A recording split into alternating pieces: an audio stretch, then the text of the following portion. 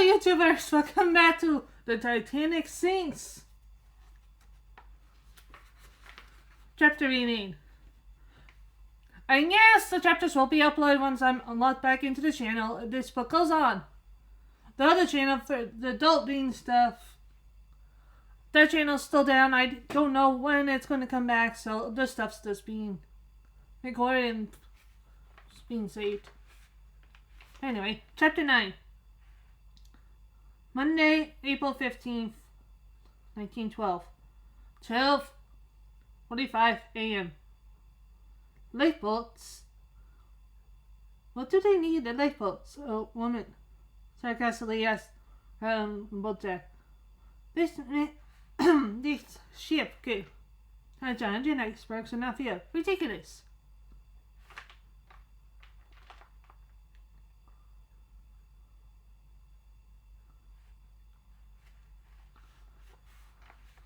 Most of the Titanic's passengers could not believe what was happening either. They watched more in curiosity.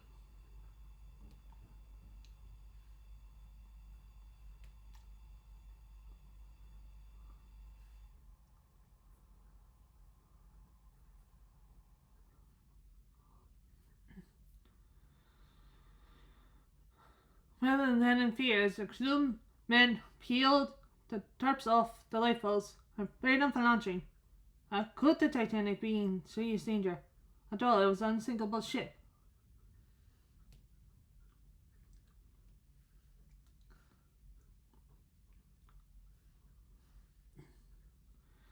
On the starboard side of the ship, just opposite the gin, First Officer Murdoch's alongside lifeboat.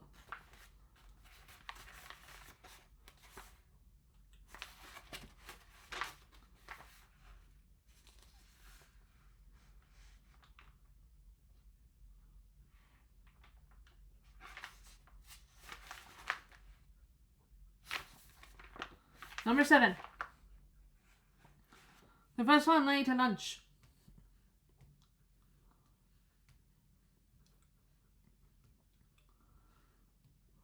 Excuse me.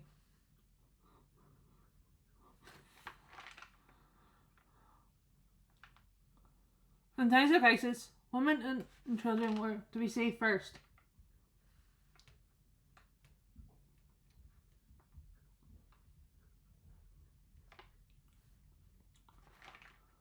It was Murdoch's duty to see that the evacuation was proceeded smoothly.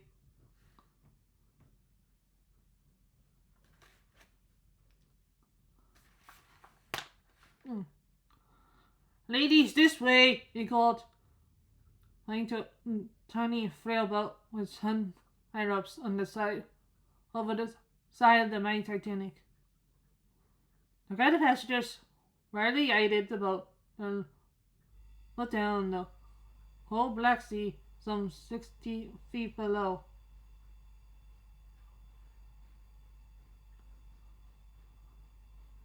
At the moment, the damaged ship seemed safer than the small lifeboats. No one stepped forward to get in. Put the brides and grooms in first, someone suggested.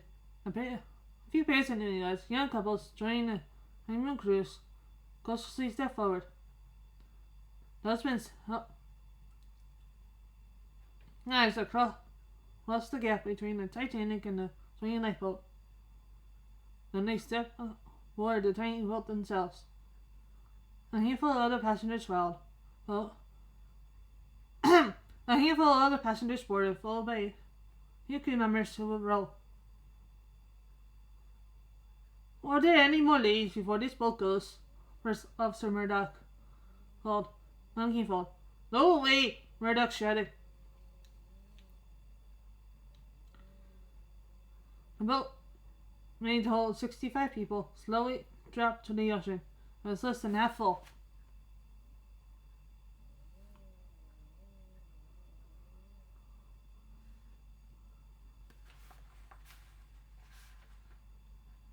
As the lifeboat dropped alongside the Titanic's black hole,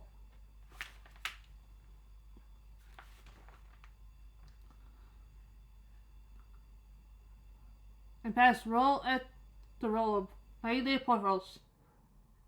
The passengers held together, cold and afraid, as the boat gently sailed into the ocean. The sea was as wide as thin as a sheet of glass. "Roll for the green plank door!" Murdoch shouted from the below deck far above. "Wait there for all the passengers."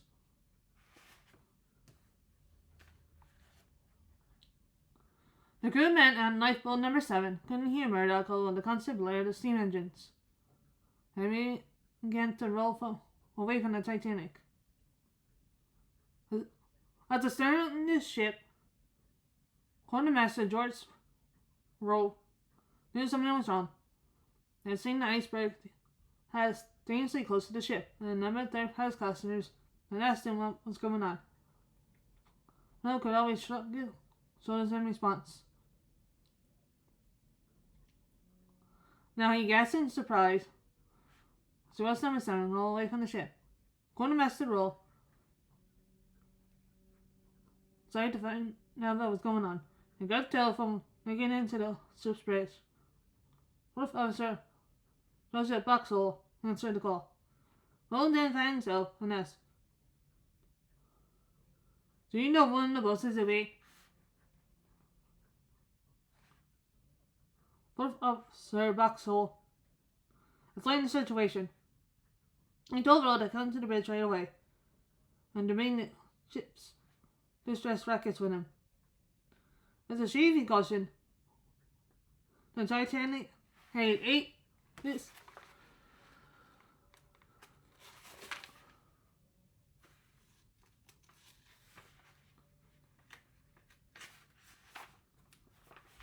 distress rockets in the locker at its stern. My fireworks exploded with a tremendous boom. They could be seen and heard miles away, and were to be used only as a last resort.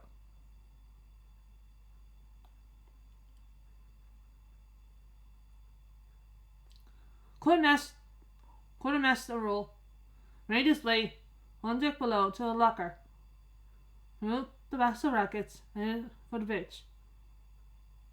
On the way, he passed through each of the Titanic's passengers' areas.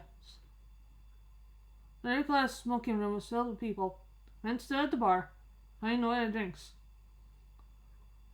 Joanne was playing the piano, and a group of laughing Swedish passengers were doing the rain dance around kind of Italians. Rowe muscled his way through the crowds, swarming on the rear well deck. They passed through the second-class corridors. Hundreds of confused passengers milled around, wondering what to do. Up on the boat deck, Rowe notes fellow crew members easily repairing the lifeboats. Some were ready to go, but the passengers were still not eager to board the frail wooden boats. Most of them preferred staying in enclosed lounge where it was warm. The first-class gym was also filled with passengers seeking warmth. Instructor Nicole was proudly showing off the latest pieces of exercise equipment.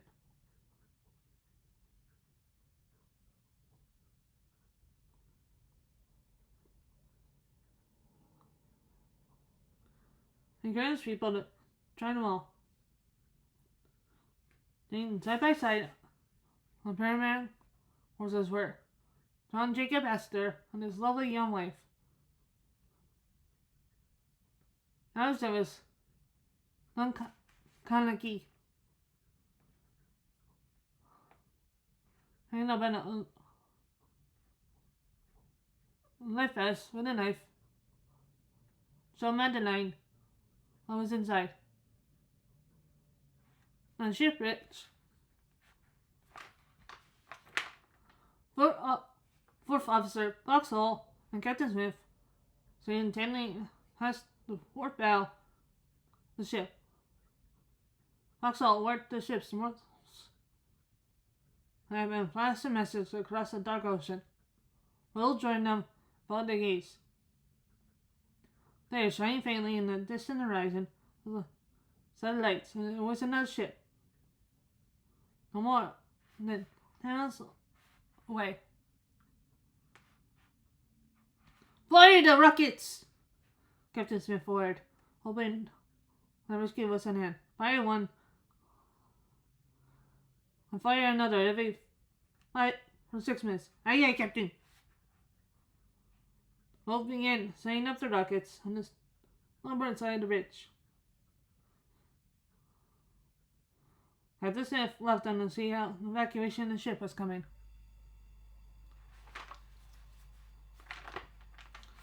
A second lifeboat, number 5, had just been lowered to the sea on the starboard side. It too was less than full.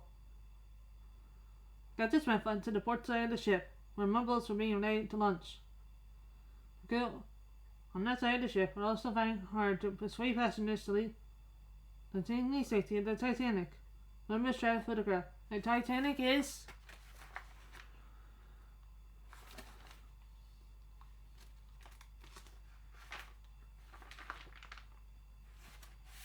damaged, but was suddenly stay afloat long enough for another ship to come to his rescue.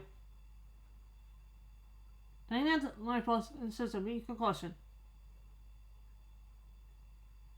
The poor freezing people on the lifeboats will come back to the ship first thing in the morning.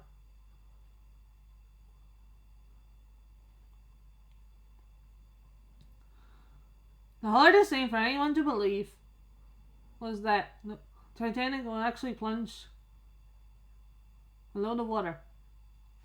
Captain Smith watched as lifeboat number 6 was lowered from the port side of the ship. The lifeboat megaphone told the man in charge to row towards the ship and seen off the port bow. As lifeboat number 6 pulled away from the Titanic, a blur of steam escaping from the ship's boilers suddenly stopped. For a few moments, the only sound many people in the lifeboat heard was the lapping of water against oars.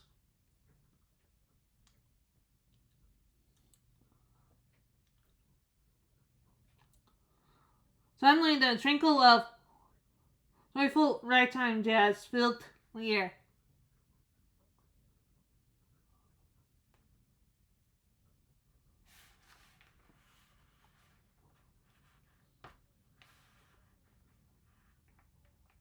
The Titanic's band made its way to the boat deck. They played upbeat tunes and tried to lift everyone's spirits. The light also dripped on the ocean. The Titanic looked warm and vain. And they laid on board.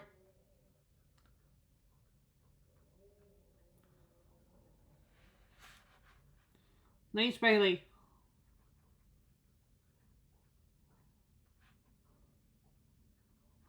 Then a sparkling rocket arched to the sky and exploded with a resounding boom.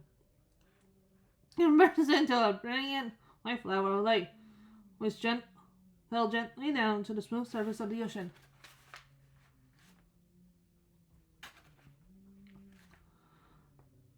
The Titanic looked like a floating party. The people on board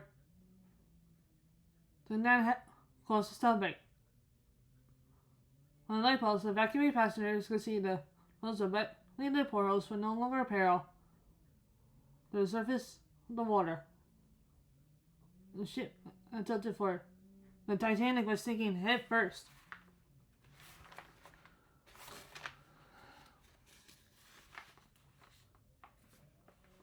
Chapter 10. Monday, April 15th, 1912. 1 a.m.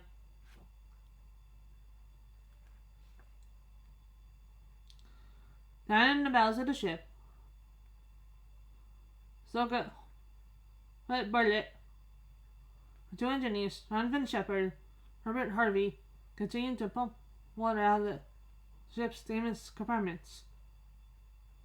Steam swirled in the hot, damp boiler room where they worked. So far, the crewmen had managed to pump the seawater out the room faster than they came in gas full.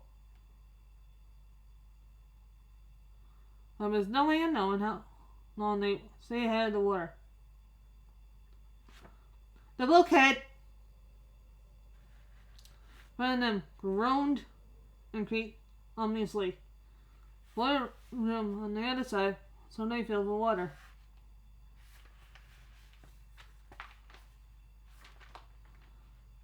Even if they could not save the ship, the men knew it was important to keep the water out as long as possible. When the flowing water made its way to electric turbines near the stern, the ship would lose its electric power. That meant no more lights, and more important, no more wireless radio communication.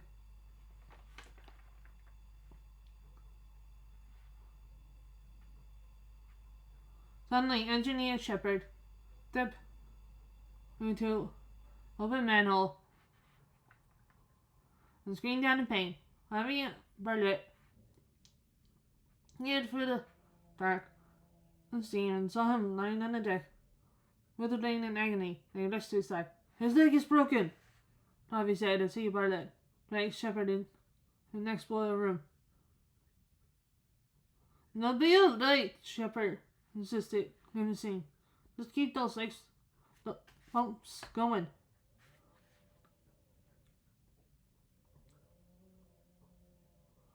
Bartlett and Harvey returned to their stations. Just then, an immense wave of water exploded into the boiler room.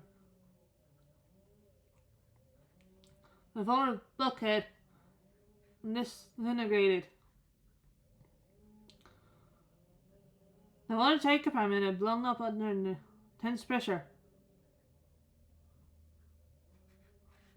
Harvey rushed to Shepard's side. "Save yourself!" Harvey called to Bartlett.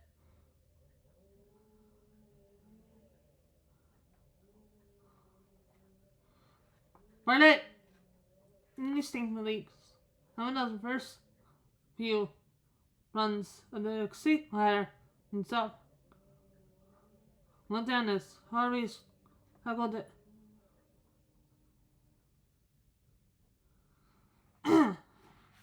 Help Shepard to his feet.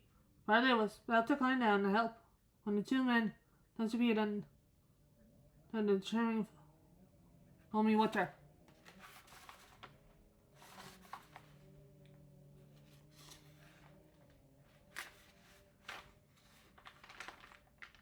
There was nothing Bartlett could do but climb up the ladder to the boat deck.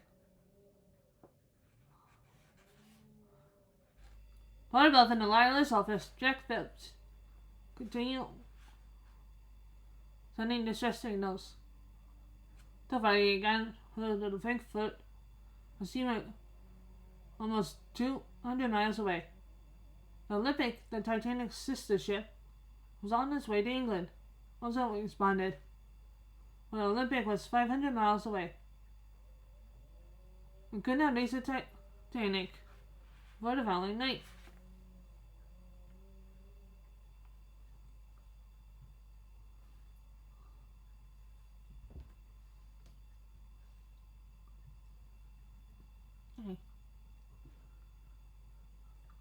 Hi, you want Rachel?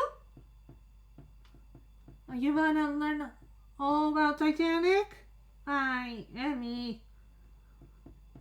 Yeah, you got my finger. Sorry guys, my cat. She likes everything in YouTube videos.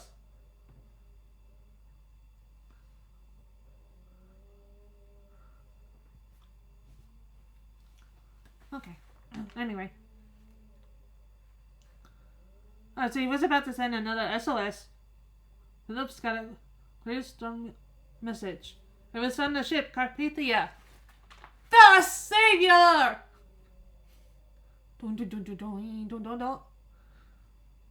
Oh no, Emmy! Katie's always distract you, Bubba. Nobody heard that. Nobody heard that. Okay. Whose wireless operator had just turned on its set. "Come at once, Phillips." Randy responded. "We have struck a bird. CQD, old man." There was a few seconds before Phillips got a response. Struck by the news, Carpathia's Wireless operator. That's whether he should tell his captain. Yes, quick! Phillips pleaded.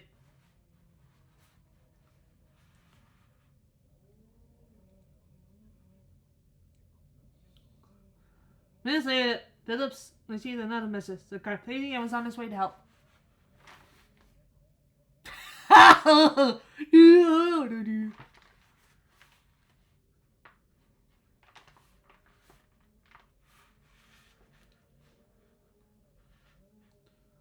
Phillips asked Hal Bride to tell Captain Smith the good news. The small ship was only 58 miles away. Bride made his way for the Titanic's credit deck. Credit boat deck. The decks were tilted forward at a dangerous sharp edge, but he managed to find the captain and tell him that the Carpathia was on its way to rescue them. At first, Captain Smith was overjoyed. But then he did some quick calculations. Even at full steam, it would take the Carpathia 4 hours to reach the Titanic.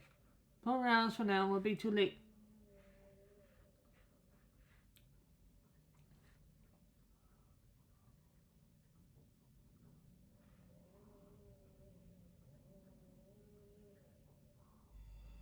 Right, returned to the wireless room, shivering from the cold. Luke's glanced up from the desk.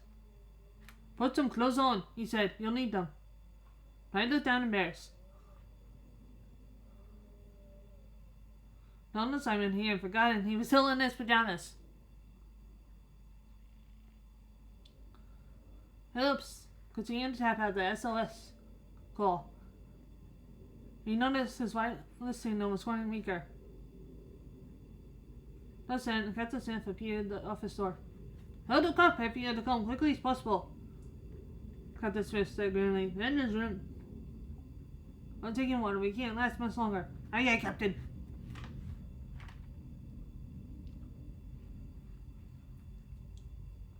Phillips continued to working the wireless set.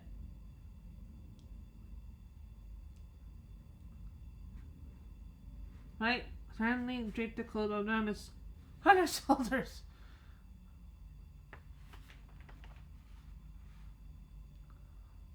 Outside, they could hear the faint gargling of water as the Titanic spell dipped lower and lower into the sea. Up on the boat deck, the crew continued lowering the lifeboats and women and children as lifeboat number 8 filled with passengers. An elderly couple, Isidora, and the nearest dress, said their final goodbyes. When they were 1 foot in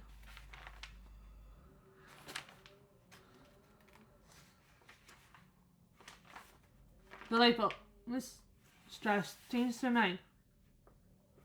We've been living together for many years, she said, taking her husband's hand. Where you go, I go. With that, Mrs. Strass stepped back on the Titanic. People on deck urged her to get on the boat. No, she said, I will not be separated from my husband. The elderly couple, holding her hands. As we have lived, so we will die. Together. Isidora and Ada Strass then sat side by side in deck chairs. They listened to the music and watched the crowds fill the lifeboats. Lifeboat number 8 was lowered to the ocean. Then the crowds surged to the back part of the boat deck, where the other boats were being filled. There was still one small lifeboat left at the front of the boat deck. Emergency boat number 1. Sir Murdoch was in charge of lowering it. Unfortunately, not many passengers were nearby.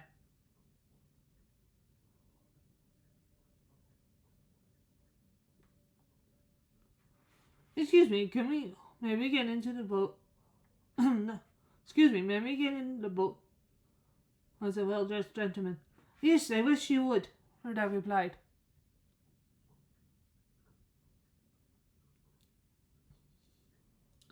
The man, this nobleman, Sir Cosmo Duff Gordon, behind the board. He helped both his wife Lucy and their secretary climb over the rail into the tiny boat. The only other passengers in seatbelt number 1 were 2 men traveling first class. Jump in! Her dog yelled at them. One of the men ran on board the tiny boat. The other one leaped over the rail, rolled head over heels onto the emergency boat's floor.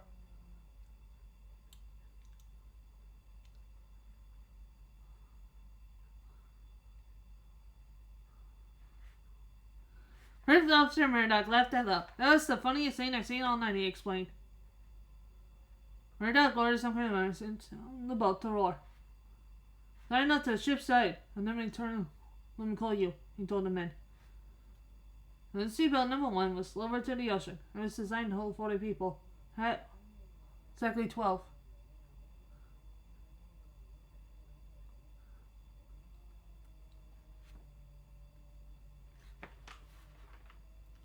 As the lifeboat slowly pulled away, its passengers looked back at the magnificent Titanic. They were shocked to see how much it had sunk. On the bow of the ship, Titanic's name was now just above the waterline. And that is chapters 9 and 10. Next time we're looking at chapters 11 and 12.